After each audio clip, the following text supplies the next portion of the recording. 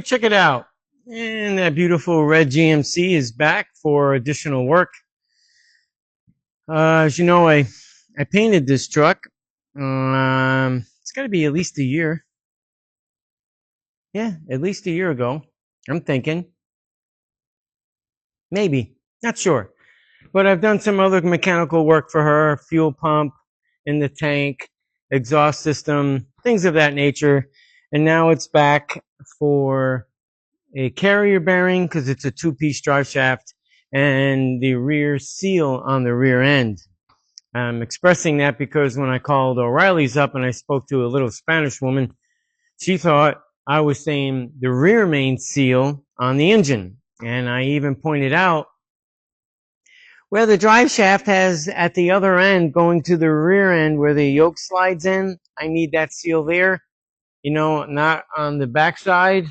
I don't want that gasket. I just need what's on the front. When I get there, she has a bigger box pulled out. I'm like, that can't be it. And sure enough, it wasn't. It was for the rear of the engine. And we don't want to be getting into changing that. It's not leaking, not yet. Anyway, hopefully it won't. But so I'll give you a couple of pointers on what you got to do. I've already took the carrier bearing, or I should say the drive shaft out. And it's always, if you're on a lift, these stands here come in handy because the two-piece that it is, it's a little tough sometimes sliding those two apart from each other. So once I had that end disconnected, I just let it rest on the stand. And then when I was done taking the two bolts out that hold that and carry it, I did have to take a heavier hammer and hit the end of the yoke to get it to come the rest of the way out. And also I had to take some heat, some fire to one of the nuts because, it's been up there since 2002, but I did end up getting it off, and then you could slide out that end up here, and I put my dummy yoke into the transmission so I don't lose any transmission fluid. So next I'm going to do, because the place gave me two different seals, we weren't sure on which one it is, and you'd have to take the back cover off to do a spline count on basically or do a measurement on the ring gear. And I said, well, I don't need to take the cover off. So she gave me the two of them, and which one doesn't work would be the one that goes back. So I like to just disconnect halfway on one of the straps that hold the universal joint in. And there's Puss in Boots sniffing away. She was sniffing away on this truck when it came in yesterday, I'll tell you. Oh, she was carrying on. I guess she must have smelled other cats. But back to the matter at hand. I loosen them about halfway out, and I take the one side off, and then you can slip it out of there. So this one, when you go to put it back in, you can slip the U-joint in there first, and it'll start to hold it in place, and then you just tap the other side in, put the strap on there, and go about your business. So the next thing you got to do, I already checked basically the back and forth backlash, so I put the same amount of torque in on the nut that you remove. And then once you get that off, this should come out. If not, then you'll need a puller, but it should slide out of there. And then you can go at it and take the seal out. It's not a big deal. Just takes, a little bit of time, and hopefully it all comes out well. You could see that it was leaking. It's all wet starting from up here. And I'm not a big fan of this type of brake clean, the kind I like. I get it from Advance. But the other kind that O'Reilly's have out of the two, this one and their house brand, I definitely don't like their house brand. It actually, even though it doesn't have the chlorinated or whatever in it, it turned my tools a different color, my rigid tools. See that? That's got the white on it. On the side of it and underneath it. I was cleaning it, and it shouldn't have done that, but it did do that. The stuff at Advance does not do that, and it's the same kind of product, I think, but this stuff here did not do that because I was using this yesterday on the Jeep. I use both products on the Jeep, and so far this one did not ruin the finish on my tools, but it doesn't clean that great either. But this one can should be enough to clean up that mess and any other mess that it makes. But nevertheless, let me get back to doing this, and I'll chime back in when I make progress. So stand by. All right, I'm back, and I put the new seal in after getting it out. And in order to pick out the right one, I didn't want to take the normal seal puller. It's got a hook on there. I didn't want to end up destroying it, so I took a flat steel chisel, and I went all the way around it and got it to come off nice, decent anyway. And then when I got it off, I flattened it back out, and then I matched up the right one. And the differences were between the two of them, the inner diameter, one is bigger than the other. So this was the smaller of the two. And as you all know, there's certain things I like to use as far as product. And whether this came with the sealant already on for it to go in there or not, I use, as I've been always saying, the right stuff. I put some on in there so this way, you know, the seal around here will not leak, hopefully. It shouldn't. This stuff, I really like this stuff. It's pretty good. All I gotta do now is find the cap, wherever I put it. Dang. I don't want it to start setting on me. I guess I'll find it sooner or later. But I tapped it in with a brass hammer. It goes in pretty decent. If you have a big oversized socket, that's another way of getting it on there. In the meantime, I decided to drain the rest of it out because based on where the full mark would be, which is at the bottom of this nut right here, or this plug, you know, and all of this coming out, you know, you're losing about 2 inches. So this, and when it came out, it was pretty ugly. It was dark. So why not? I basically do a service on it, change the gear oil out. So the client's returning the other seal and getting me 2 quarts, because it will take 2 quarts for the size of this chunk to fill it back up. And it's almost done draining. It's just dripping here and there. And then I can get this thing out of the way and put this all back together. I got my marks still here on the side. I got my marks on the yoke. Where are you? And I cleaned the up inside of this too as well. Yeah, let's see. There we go.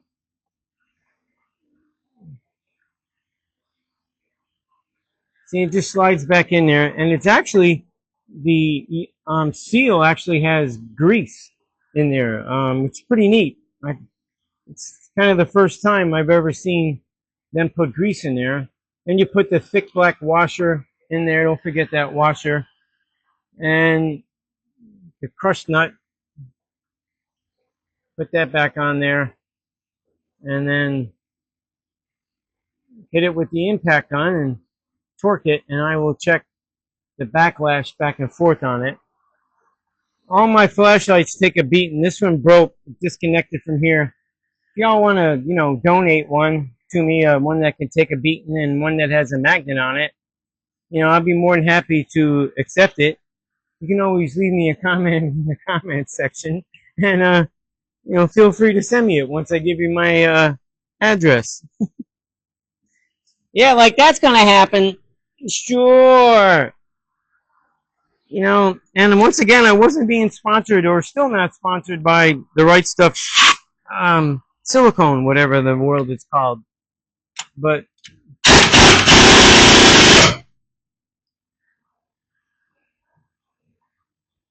see, I'm checking the play back and forth just in case. I don't think this really changes anything. I doubt it, because just the way that this chunk is set up. Oh no. See? Got to back it up.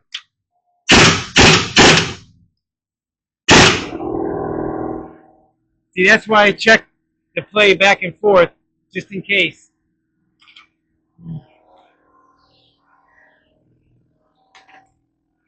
tap it back out just to make sure.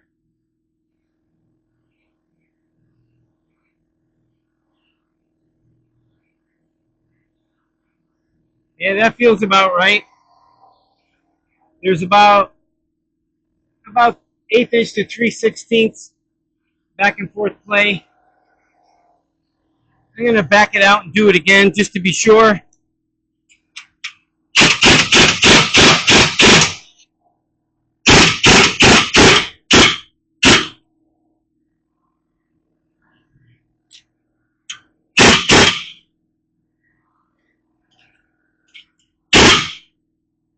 I'm not gonna take it all the way off.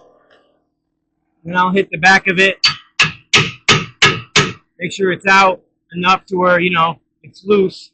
And then I'm gonna reset it. Just to make sure. I don't want no problems.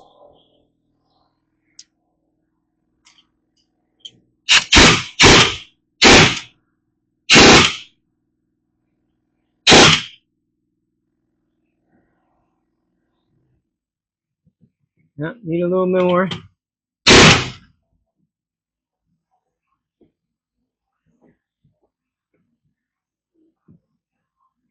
I don't know. I think I might have went just a smidgen too far.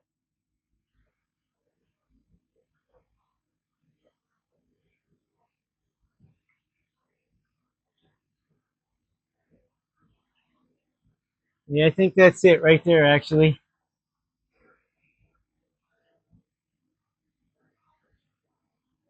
Yep, that's it right there. Looks about right. Feels about right.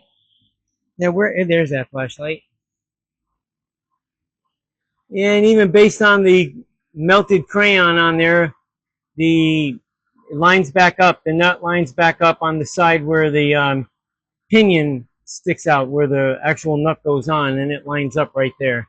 So I think I got it set just right. You know, some things I can do by the feel, and some you have to use a caliper, a digital dial. Yeah, this one feels good. Okay, that's good. So that shows you that. So the next thing I'm going to attack is the carrier bearing, and that's going to be a lot of fun getting the old one off and putting the new one on. So in the meantime, once I have it all set up, I'll chime back in, so stand by. All right, I'm back, and I'm going to show you one of the ways you can remove the carrier bearing that's on this 2002 GMC Sahara. It's a half-ton truck, and I've already started the casing. I already removed that. Use a wheel cutter, cut the metal off, you get that bracket off, and then the next step that I do is I remove the rubber bushing part of it as much as I can off of it to get it out of the way. And now I'm going to do some more cutting. I'm going to use the rest of the wheel that's on here. I know I'm going to end up changing it, but I'm going to do that now. And I have it secured in my vise. I'm not, you know, I didn't squish it or anything. I don't want to mess up the tube, but I want to be able to get this off as easy as I can.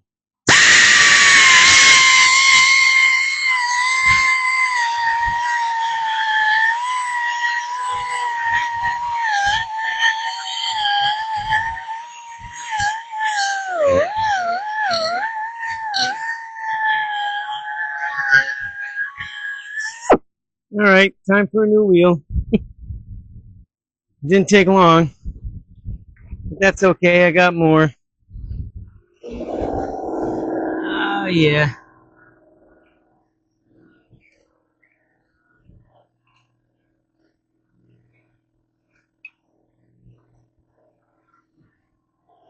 I'll be right back.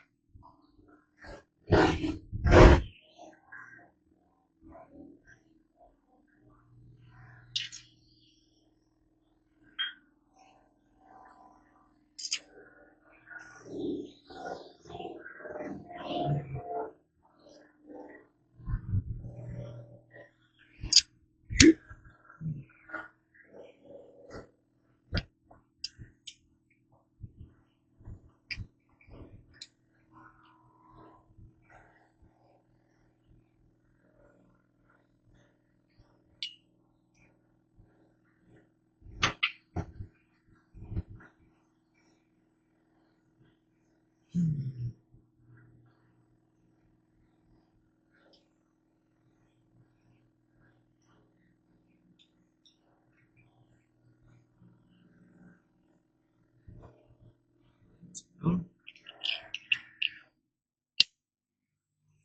the new cutting wheel, putting it together.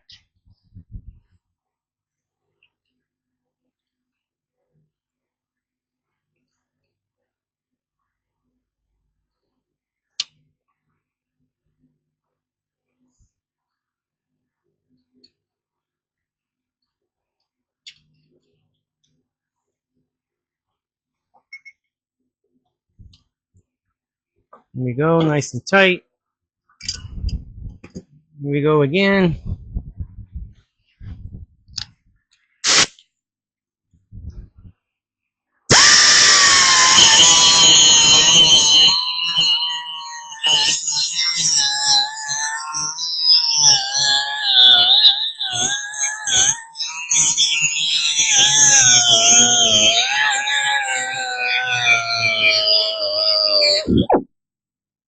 Alright, that's that side. I'm going to do a 180. Get it lined up.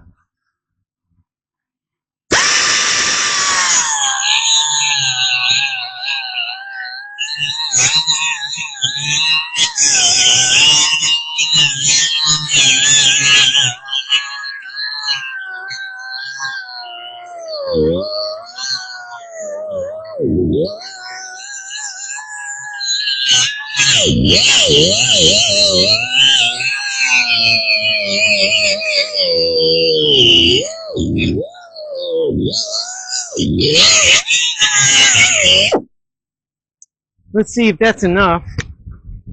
Maybe, maybe not. Got the chisel and the hammer.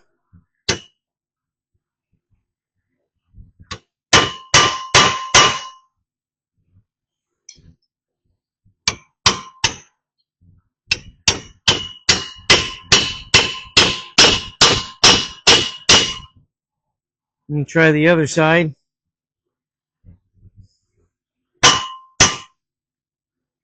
We got some of it.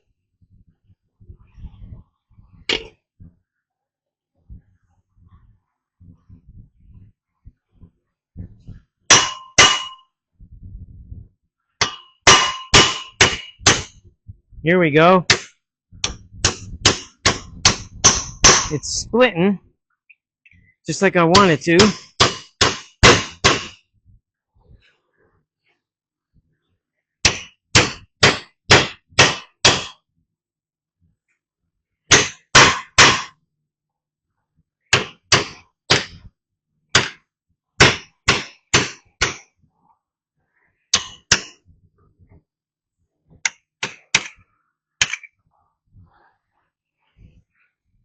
Let me see if I can spin it 180.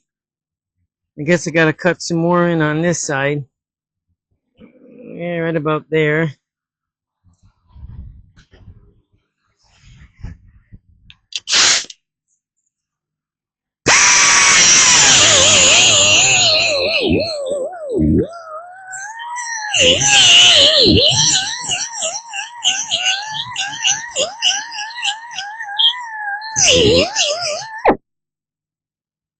Maybe?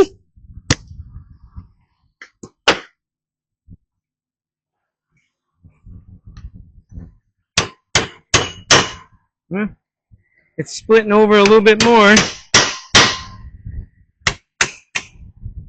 You might be getting somewhere. Maybe. Oh, there went something fell. Bearing. Ball bearing. Ooh, there's another piece.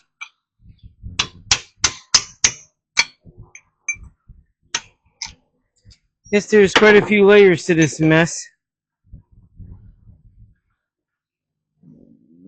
Yep, all gonna go in the garbage.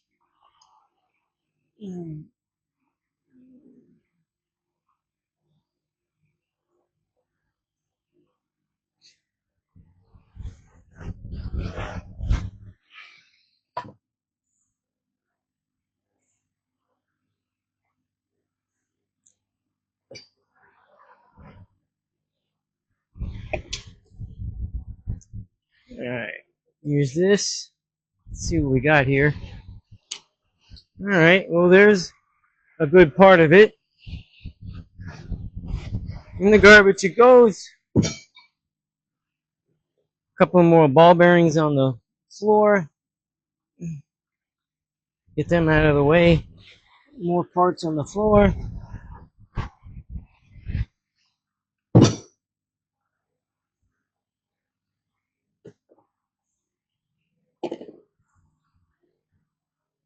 Alright, what do we got here? Alrighty then. Let's see, maybe I could take the chisel and get it to pop off. Get it to slide. The rest of it, because I really don't want to cut into the shaft itself. I might have to do a little cutting. Yep, might as well cut a little bit more. See what happens. Yep, let me get this piece moving along.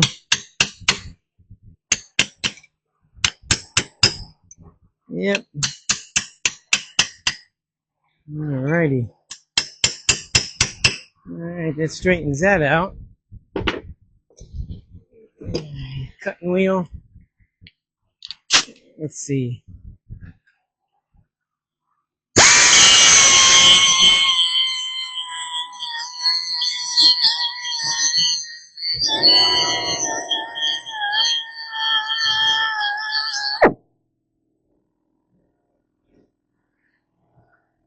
A little bit more.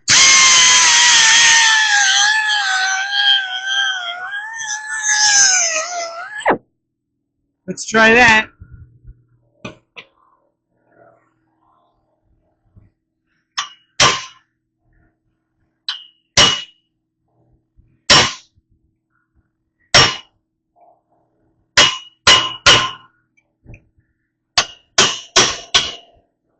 Well, that didn't feel too good.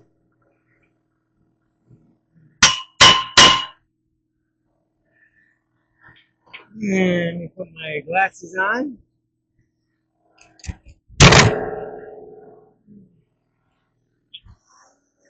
Alright, you know what? Stand by, let me get this off. You pretty much see the function of what you gotta do, so when I go to press it back on, I'll show you, so stand by. Alright, I'm back, and 18 months later, I finally got the rest of it off, and there it is. Yeah, it took a little bit. Now I got some memory cloth, and I'm just gonna clean up some of the surface area, get some of the rust off of it. There's some lingering around. So I want to make it to where the rust doesn't create a problem putting a new one on.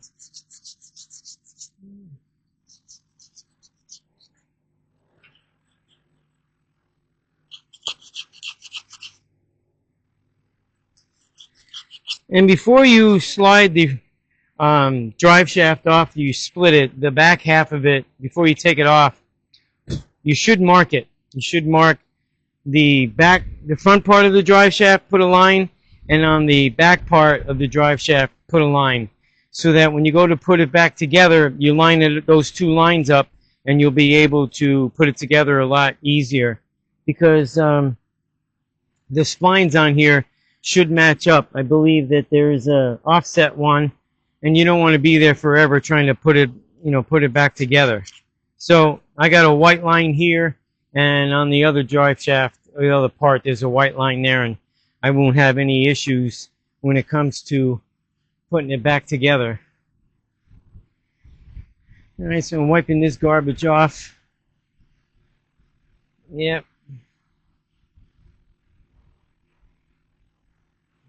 Yeah, that looks much better. Yeah, I had this towel covering the cat stand. I didn't want no grindings and cuttings going onto it or into our food dish. Now, when you're putting the new one on, you want to make sure that it's going on correctly as far as the way this thing looks. This cup area needs to be going in this direction.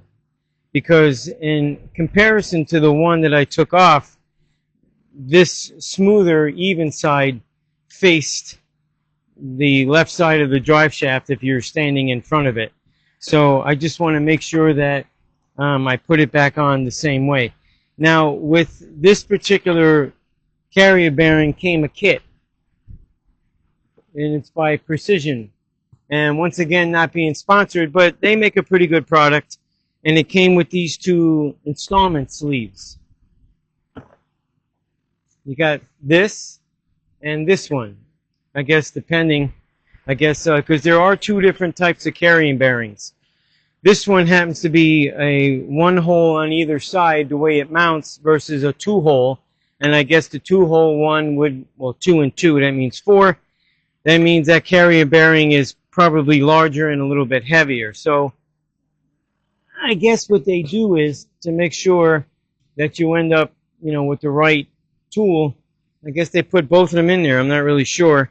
But the important part is you don't want to be hitting against anything other than the center, the inner ring of the bearing. So this will go on here like this once you put this on.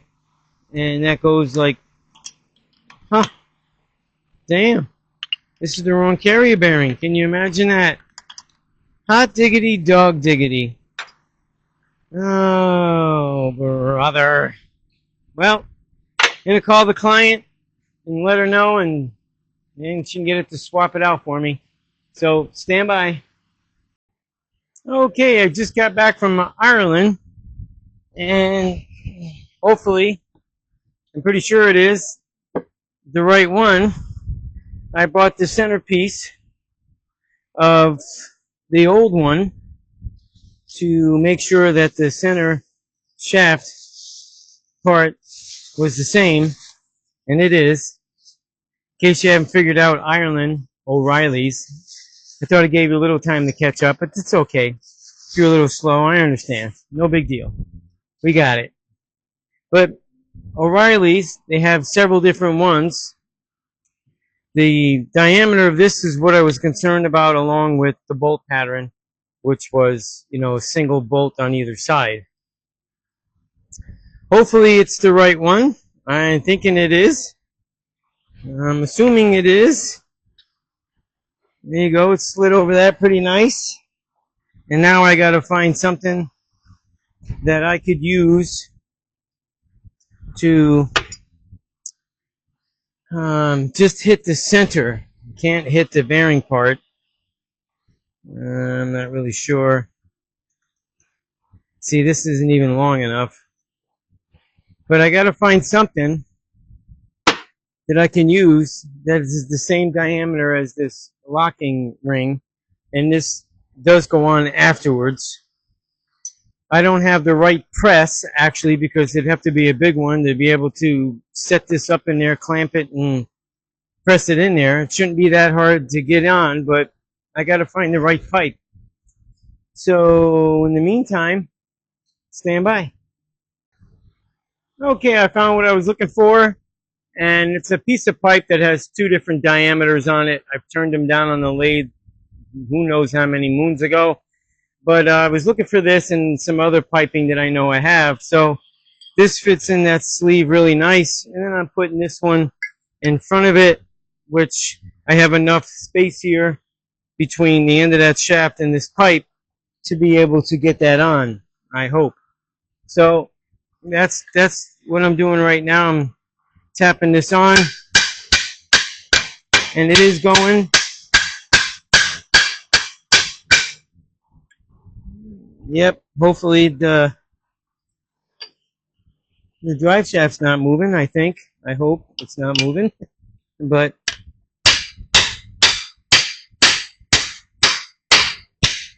using the old brass hammer.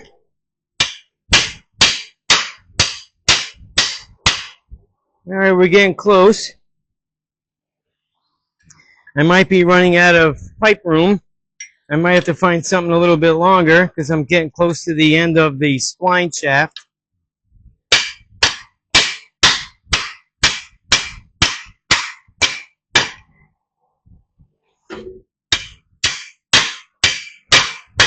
And that's it.